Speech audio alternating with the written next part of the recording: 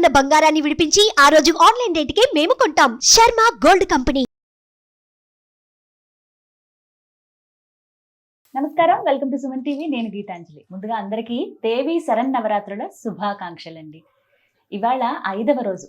5వ రోజున అమ్మవారిని మనం ఏ విధంగా కొలుచుకోవాలి, ఆవిడ ఏ రకంగా మనకి కనిపిస్తారు అంటే, నవదుర్గల్లో అమ్మవారి రూపం ఏమిటి, అలాగే ఆ అవతార విశిష్టత, అలంకారంలో ఎలా కనపడతారు, ఎటువంటి నైవేద్యం సమర్పించాలి, అమ్మవారి నుంచి మనం ఏం నేర్చుకోవాలి ఈ 5వ రోజున, వీటి గురించి వివరించేందుకు ప్రస్తుతం మనతో పాటు ఉన్నారు శ్రీ విద్యా ఉపాసకురాలు, లలితా పరివార్ ఫౌండర్, ప్రముఖ ఆధ్యాత్మికవేత్త అరుణా పేరి గారు. వారితో మాట్లాడి మరిన్ని విషయాలు తెలుసుకుందాం. అమ్మ నమస్కారం. నమస్తే అమ్మ. శ్రీమాత్రే నమః. శ్రీమాత్రే నమః. నవరాత్రులు చాలా చక్కగా జరుగుతున్నాయి. ఇందులో 5వ రోజుకు వచ్చేసాం. 5వ రోజున అమ్మవారి అవతారం ఏమిటి, ఆ అవతార విశిష్టత వివరిస్తారా? తప్పకుండానమ్మా. యా దేవీం సర్వభూతేషు శాంతిరూపేణ సంస్థిత నమస్తస్యై నమస్తస్యై నమస్తస్యై నమో నమః. ఇక్కడ మనకి పంచమి రోజుని 5వ రోజు అమ్మవారిని మనం స్కందమాత, స్కందమాత అంటే ప్రథమం శైలపుత్రీ చ ద్వితీయం బ్రహ్మచారిణి తృతీయం చంద్రఘంటేతి కూష్మాండేతి చతుర్థకం పంచమం స్కందమాతేతి స్కందమాత. స్కందుడు అంటే ఎవరు? కుమారస్వామి. కుమారస్వామి, కార్తికేయుడు.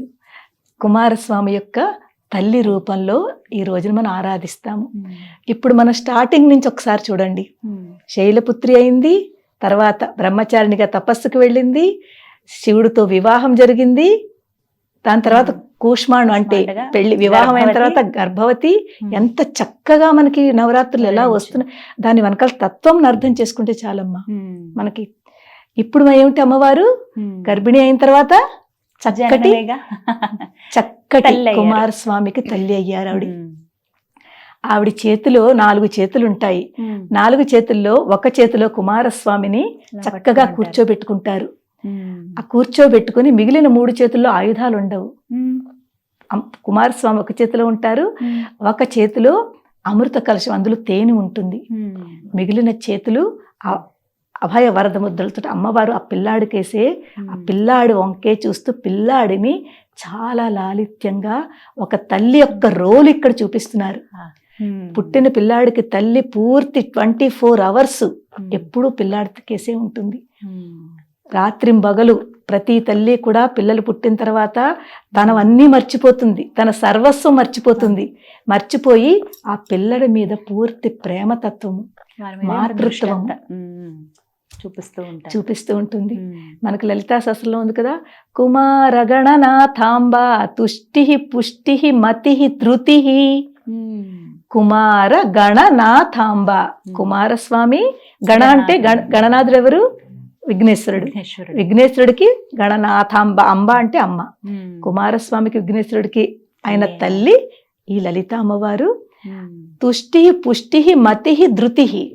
తుష్టి అంటే సంతోషము, పుష్టి అంటే బలం, బలం ఇస్తుంది, సంతోషం ఇస్తుంది. మేధస్సు, మతి అంటే మేధస్సు. ధృతి అంటే చక్కటి మనకి ఏంటంటారు, స్థిరత్వం, ఫోకస్, స్థిరత్వం. ఈ రోజుల్లో చాలా మందికి స్థిరత్వమే తక్కువ. చాలా మందికి చాలా గమ్మునుగా వాళ్ళకి టెంపర్ లూజ్ చేసుకుంటారు, స్థిరత్వం తక్కువ, ఫోకస్ తక్కువ. తర్వాత ఏమో వాళ్ళు కాన్సన్ట్రేషన్ ఈ రోజుల్లో పిల్లలకి తక్కువగా ఉంటుంది. వాళ్ళు రెస్ట్లెస్ అయిపోతూ ఉంటారు. తొందరగా దీని తర్వాత ఇది, దీని తర్వాత ఒకదాని తర్వాత స్టెబిలిటీ ఉండట్లేదు. తో ఎవరైతే ఇలాగుంటారో, నిజం చెప్పాలంటే కుమారస్వామి ఈ అమ్మవారిని మనం తలుచుకుంటే, స్కందమాత మనలో ఆ స్థిరత్వం తీసుకొస్తుంది, మనకు బలాన్ని ఇస్తుంది, మనకి ధైర్యాన్ని, సంతోషాన్ని ఇస్తుంది అనమాట. ఇది అమ్మవారి పరంగా. మన పరంగా మనం ఏం చెయ్యాలో చూడండి. ఒక మానవ పరంగా, ఒక స్త్రీ పరంగా మనం ఆలోచించినట్లయితే, ఇప్పుడు తల్లి అయింది. తల్లి అయిన తర్వాత స్త్రీకి ఇప్పుడు ఒక రెస్పాన్సిబిలిటీ పెరిగింది. ఇంట్లో బాధ్యతలు ఎన్ని ఉన్నా కూడా ఆ బాధ్యతలతో పాటుగా తన బిడ్డలని పెంచుకోవడం అనేది ఇది అందరికంట పైన ప్రయారిటీ. మిగిలినవన్నింటికంట ఎక్కువ ప్రయారిటీ బిడ్డని పెంచడంలో చూపిస్తుంది. అన్ని సర్వస్వము తనన్నీ మర్చిపోయి తన పిల్లలే సర్వస్వము. ఆ మాతృత్వం అన్నమాట. చక్కటి మాతృత్వం ఇక్కడ అమ్మవారు ఎంతో కష్టపడుతుంది కూడాను. అందుకే చూడండి, ఒక్కొక్కసారి పిల్లలు చాలా ఏడుస్తూ ఉంటారు, బాధ పెడుతూ ఉంటారు. అయినా కూడా తల్లి ఎప్పుడూ పిల్లల్ని విసుక్కోదు. ఎంత కష్టమైనా ఆ పిల్లలు ఒళ్ళోనే వాళ్ళు ఏం చేసినా కూడా భరిస్తుంది, విసుక్కోదు, చికాకు పడదు, ప్రేమ చూపిస్తారు, చికాకు పడదు. అక్కడ ఏమొస్తుంది మనకి? ప్రేమతత్వము. మనలో ఉన్న ప్రేమతత్వము, మాతృత్వము జాగృతి అవుతుందన్నమాట. ఎప్పుడైతే ఆ మాతృత్వం జాగృతి అయిందో ఆ పిల్లలని ఎంతో బాగా చూసుకుంటాము. ఇక్కడ మనకు అమ్మవారు ఏం చెప్తోందంటే అందరూ సమానమేను. ఇక్కడ ఒక సమానత చూపిస్తోంది. ఎవరు వేరు కాదు, వీళ్ళు వేరు వాళ్ళు వేరు అలా కాదు. అందరిలోనూ సమానత్వం చూడాలి, అందరూ ఒకటేను అనే భావన రావాలి. ఆ భావన వచ్చిన తర్వాత నిజమైన మనం అమ్మవారికి దగ్గర కనెక్ట్ అవుతాం అన్నమాట. ఇది ఇక్కడ ఇంకొక విషయం తెలుసుకోవాలి. ఇక్కడ శివ పరివారం గురించి మనం అర్థం చేసుకోవాలి. శివ పరివారం ఎవరెవరు? శివుడు, పార్వతీదేవి, కుమారస్వామి, వినాయకుడు.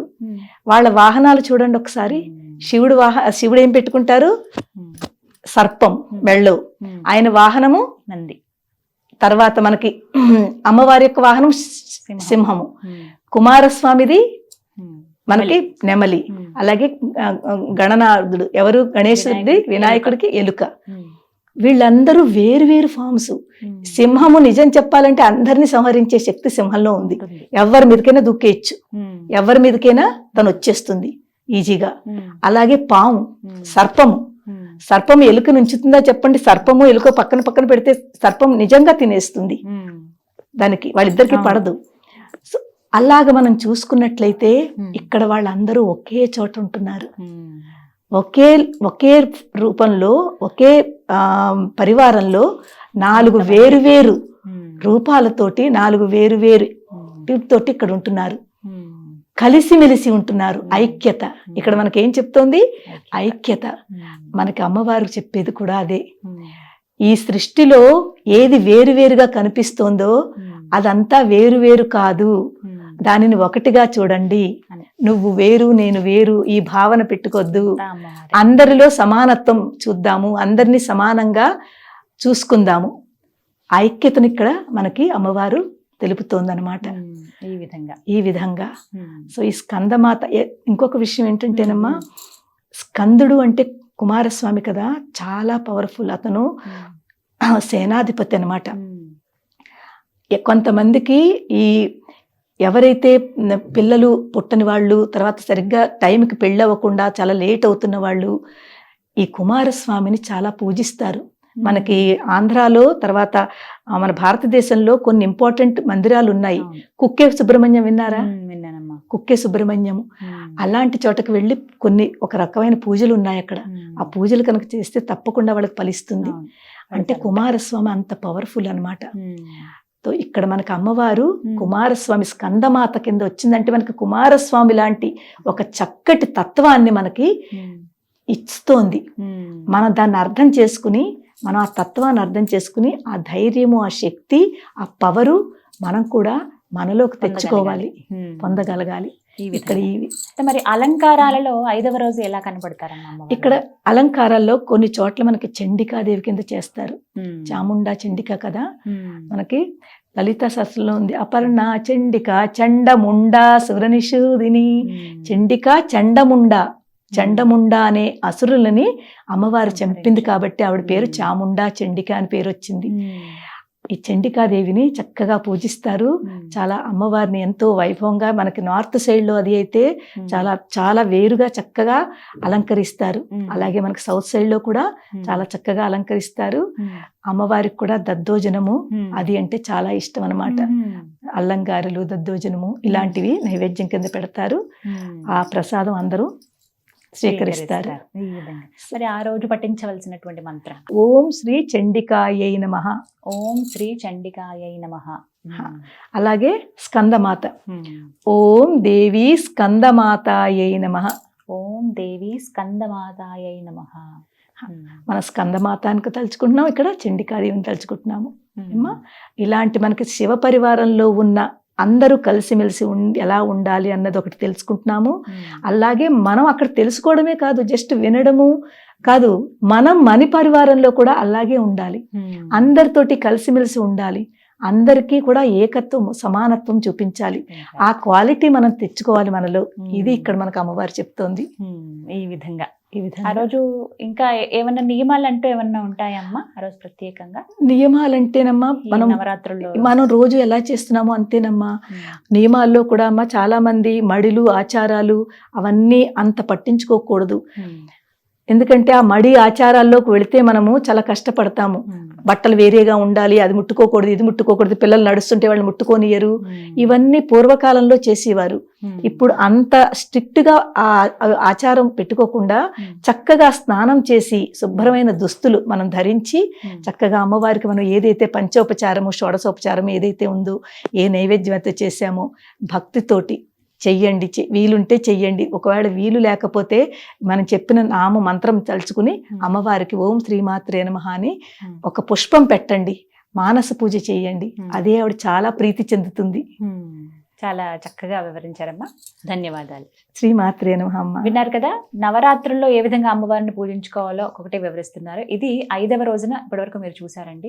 మిగతా రోజుల్లో కూడా ఏ విధంగా అమ్మవారిని పూజించాలో తెలుసుకోవాలంటే దీనికి సంబంధించిన వీడియోస్ అన్నీ కూడా ఉంటాయి. మీరు అవి కూడా చూసి ఎలా కొలుచుకోవాలి అమ్మవారిని తెలుసుకొని చక్కగా పూజించుకోండి. ఇది వాటి వీడియో. నమస్కారం.